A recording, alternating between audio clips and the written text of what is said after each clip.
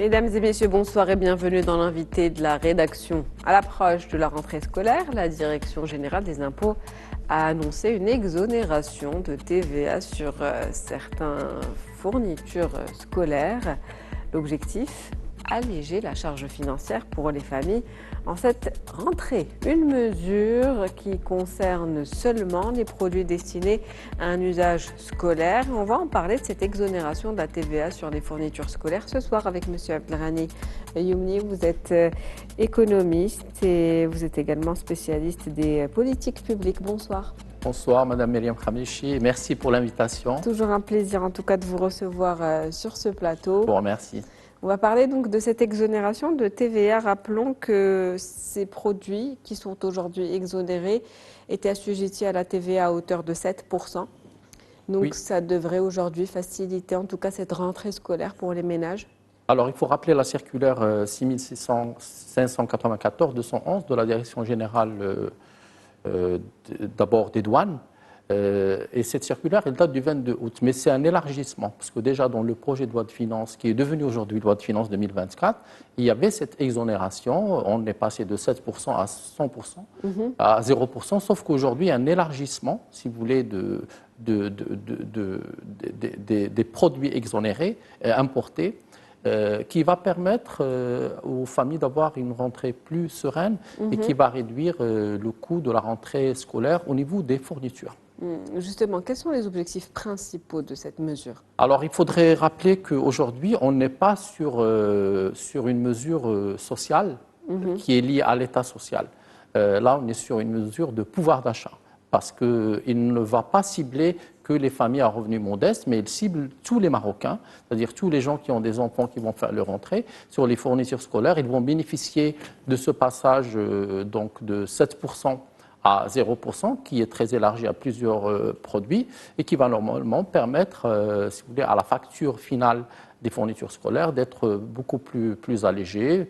En fait, on est passé déjà en 2019 de 20% à 7%, et là on passe à 0%, donc ça va permettre, c'est très simple, hein, quand vous prenez pour le public, vous avez le coût d'un cartable, c'est à peu près, pour le primaire, à peu près 700 dirhams, 1200 dirhams pour le secondaire, lycée ou collège.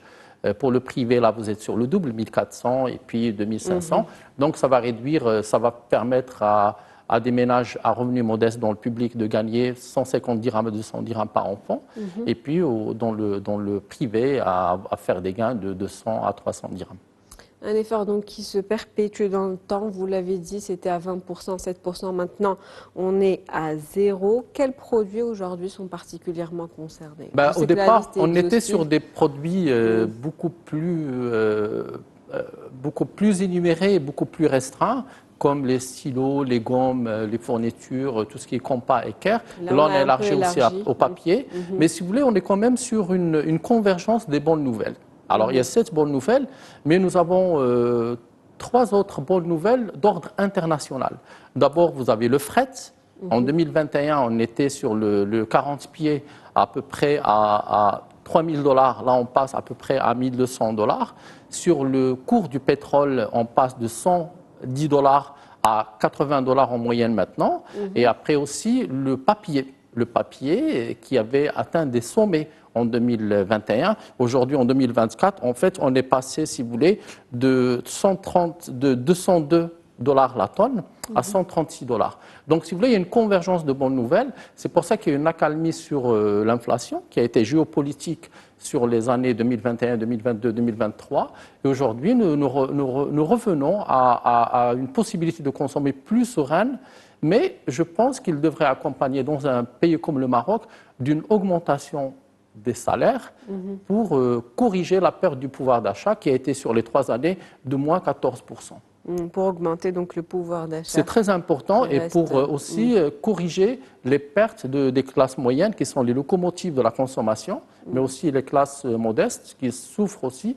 Donc il faut qu'il y ait une correction avec des augmentations de salaire. On l'a vu au niveau du SMIC au Maroc, mais il faut que les autres salaires intermédiaires puissent suivre. Et ça, si vous voulez, c'est la responsabilité du secteur privé. Mais il y a déjà, en tout cas, ces aides de l'État qui sont données aux familles. Ça peut faire une différence sur ces 3 dernières années. Pour la rentrée scolaire? Pour augmenter le pouvoir d'achat de manière générale, puisqu'il s'agit de cela. Alors, si vous voulez, vous avez 2 dispositifs qui concernaient la rentrée scolaire. Après, il y a un dispositif qui est plus sur l'année, c'est le dispositif Taysir. Et le dispositif Taysir, il concerne le monde rural et il concerne aussi des familles modestes de milieux populaires. Et c'est une enveloppe de 600 millions de dirhams qui est distribuée aux familles modestes. Ça, c'est Taysir.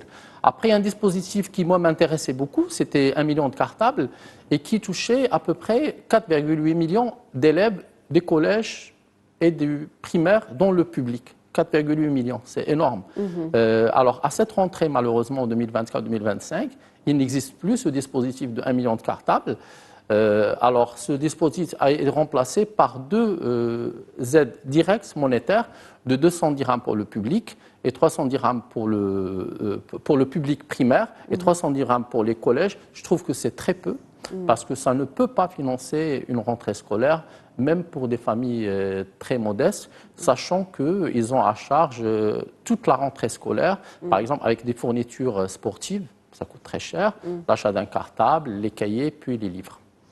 En tout cas, avec cette exonération de la TVA, ça coûtera tout de même moins cher cette année. C'est la bonne. Je vous ai dit, c'est une convergence de bonnes nouvelles, parce que même sur les produits importés, avec une parité presque euro-dollar, avec toute cette baisse sur les matières premières et du fret, ça a permis aux fournitures scolaires de ne pas augmenter. Et là, la correction qu'apporte l'État va permettre aux familles de souffler.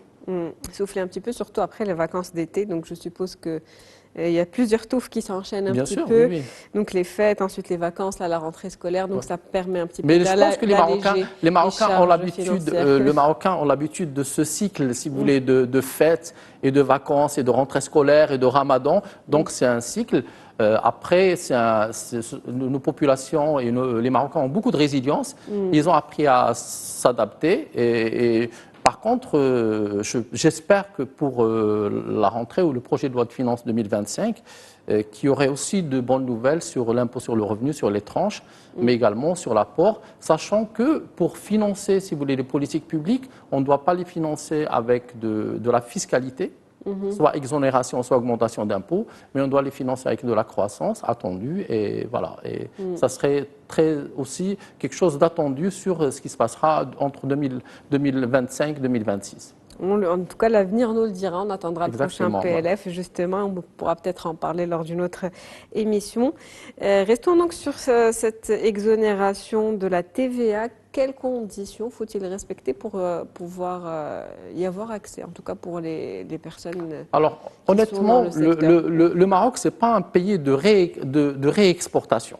Si vous voulez, vous avez... Alors, moi, je suis quelqu'un qui défend le substitut importation, c'est-à-dire je défends la production locale des fournitures scolaires et des cahiers. Nous avons été victimes pendant des années par les cahiers tunisiens, parce qu'on les importait. Maintenant, on a un petit peu de production locale. Il faut aller vers de la production locale. Et s'il faut subventionner quelque chose, ce n'est pas la subvention des importations, mais la subvention des productions, parce qu'il crée des emplois. Ça, c'est une réflexion que l'État doit mener. Maintenant, on n'a pas de réexportation, donc on est quand même un pays sérieux, dont la fiscalité fonctionne, que les gens qui vont importer des fournitures scolaires vont être utilisés localement. Il n'y a aucun moyen de tricher sur cela.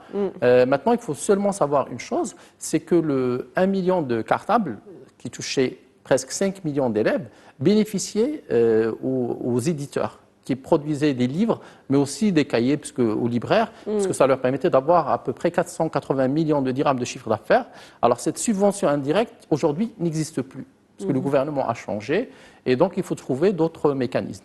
Mais justement, en fait, je parlais surtout des conditions qu'il faut respecter pour bénéficier de cette exonération. C'est d'utiliser tous ces produits qui sont subventionnés par une dépense fiscale, parce que c'est comme ça qu'on l'appelle en finance publique. C'est quoi une dépense fiscale? C'est quand vous permettez à des gens d'être exonérés de TVA ou d'un impôt. Donc cette dépense fiscale, il faudrait que ces importateurs mais aussi les distributeurs, n'utilisent pas ça, par exemple, dans des entreprises ou des usines. Il faudrait que ce soit seulement à vocation scolaire, dans les établissements scolaires, et aussi comme des biens de consommation pour les enfants et pour les élèves. Est-ce qu'il y a une mesure de contrôle pour vérifier que c'est compliqué de escient, en tout cas? Écoutez, moi, je voyage dans beaucoup de pays et on a quand même un pays sérieux. Je vous dis, c'est pas. De toute façon, vous êtes sur du 7%.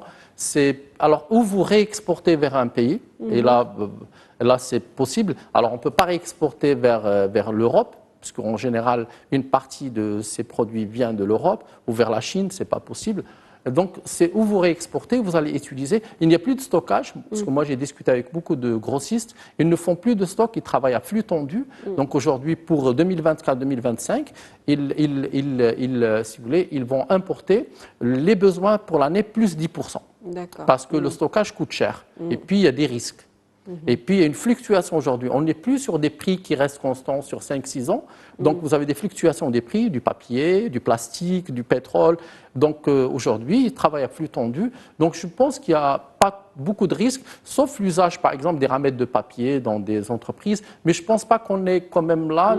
Il y a beaucoup de sérieux dans les habitudes de consommation des Marocains qui ont été imposées par les réformes de l'administration fiscale qui rendent de plus en plus ce type de comportement difficile.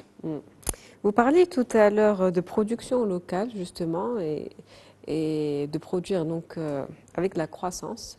Que peut-on dire donc, de cette mesure? Comment pourrait-elle, selon vous, affecter la compétitivité justement avec la production aujourd'hui locale?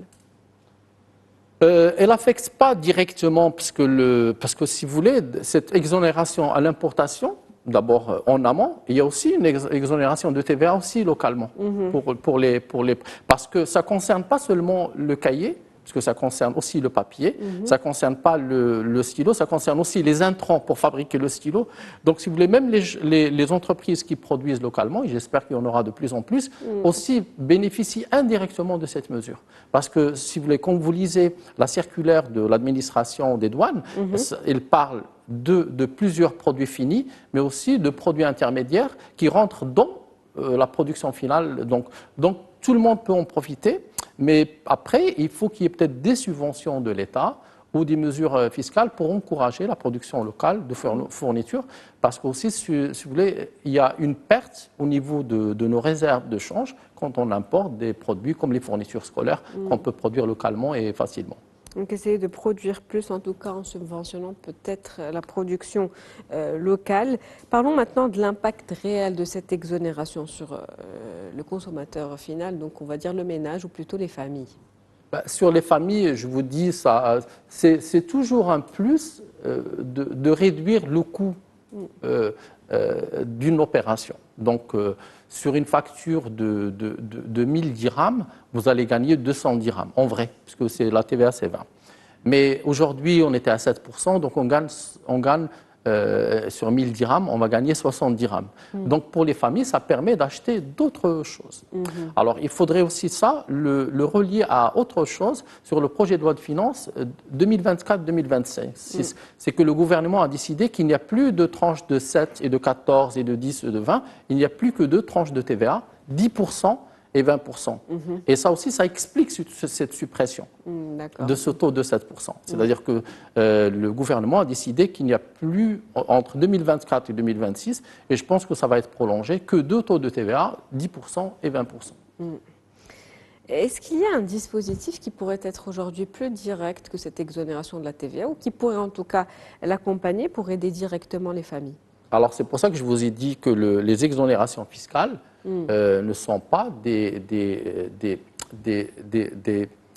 si vous voulez, des attributions monétaires et ne sont pas des allocations. Les exonérations fiscales, ce sont des mesures qui touchent tout le monde et qui vont améliorer peut-être le pouvoir d'achat, mais ce ne sont pas des allocations, ce n'est pas de la redistribution. Alors, les mesures, je vais vous prendre 2 exemples. Alors, l'exemple français, l'exemple espagnol. L'exemple français, les Français ont reçu aujourd'hui l'allocation de rentrée.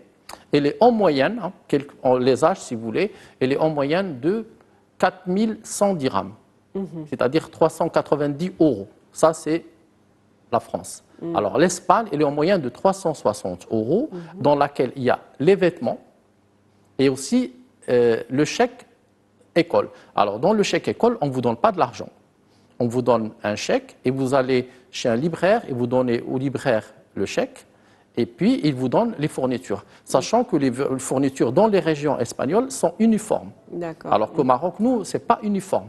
Parce que vous avez le public est différent du privé et dans le privé, il y a des différences. Donc moi, je crois que si on veut aller vers une justice sociale, une équité fiscale, mais aussi une redistribution des produits de la fiscalité et du travail, il faut aller vers ces mesures de contrôle de la redistribution. C'est-à-dire on fait travailler les libraires et les entreprises marocaines et en même temps, on n'a pas besoin de faire du transfert monétaire, mais de permettre d'abord aux livres de vivre plusieurs années, parce que maintenant, il y a des gens qui achètent le livre et puis l'année prochaine, il n'est plus utilisé, soit parce qu'on a changé 2 ou 3 pages dans le livre, soit parce qu'il y a un nouvel éditeur qui a créé un autre livre.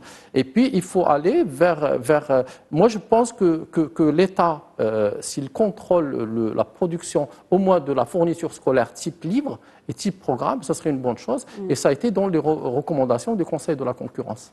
Le Conseil de la concurrence, justement, qui avait fait des recommandations sur l'oligopole des éditeurs.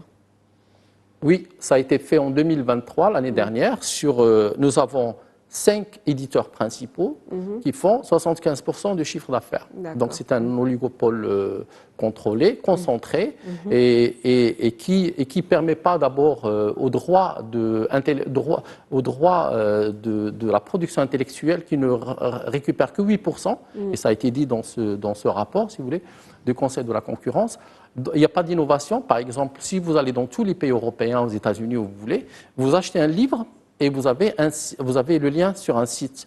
Et vous pouvez avoir le livre électronique. C'est-à-dire, si vous voyagez ou si vous allez dans votre établissement scolaire, vous n'avez pas l'obligation de transporter dans votre cartable le livre. Vous pouvez le laisser à la maison parce que si vous avez un ordinateur, vous pouvez l'utiliser.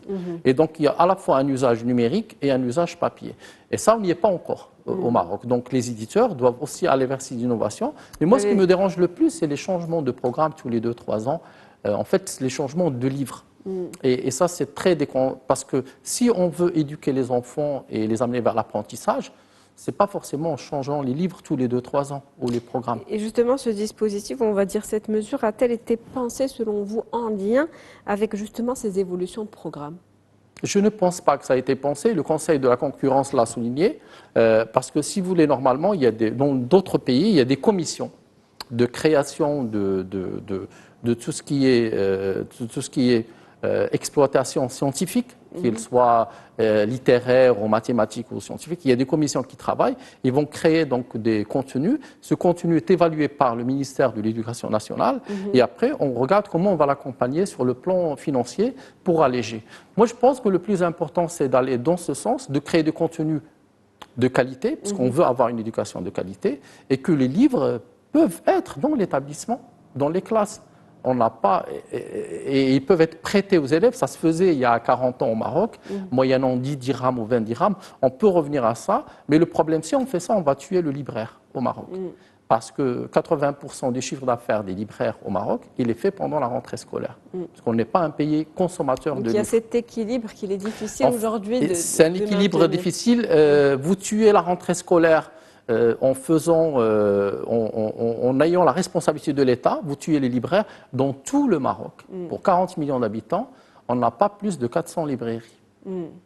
Donc vous tuez ces libraires, vous tuez le livre. Donc, si vous voulez, c'est un gagnant-gagnant entre l'État et ses libraires. Ils ont, voilà. Et puis l'augmentation du pouvoir d'achat également. Aussi, ouais. Mais peut-être qu'il faut ramener les gens vers la lecture, vers le livre. Et là, on aura un rééquilibrage entre l'usage scolaire de la librairie, mais aussi l'usage de la lecture.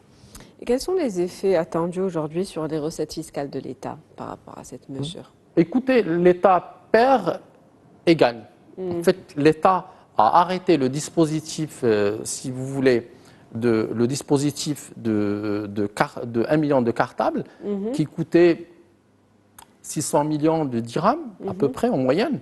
Elle l'a remplacé avec un dispositif 300 et 200 dirhams qui va coûter peut-être 400 millions de dirhams.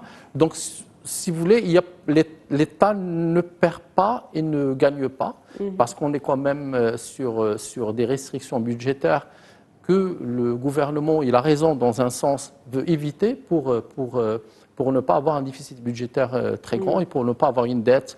Et donc, il y a cette austérité qui ne dit pas son nom et qui n'est pas complètement fausse, qui n'est pas complètement vraie, parce qu'il ne faut pas aussi exposer la dette. Et je vous dis, on partage les fruits de la croissance, on ne peut pas partager les fruits de l'endettement. Donc, plusieurs éléments, en tout cas aujourd'hui, des éléments complexes et un équilibre qu'il faut maintenir entre pouvoir d'achat, croissance et aussi sauver ce secteur qui est celui de l'édition. En tout cas, le maintenir le plus longtemps possible. C'est sur ces derniers mots que se termine cet entretien avec vous, M. Abdelghani Youmni. Merci à vous. Je rappelle que vous êtes économiste et expert en politique publique. C'était un plaisir de vous avoir. Merci pour l'invitation. Merci pour toutes ces précisions. C'est la fin donc de l'invité de la rédaction pour ce soir. Merci à vous pour votre fidélité. Très bonne soirée. On se retrouve demain avec un nouvel invité.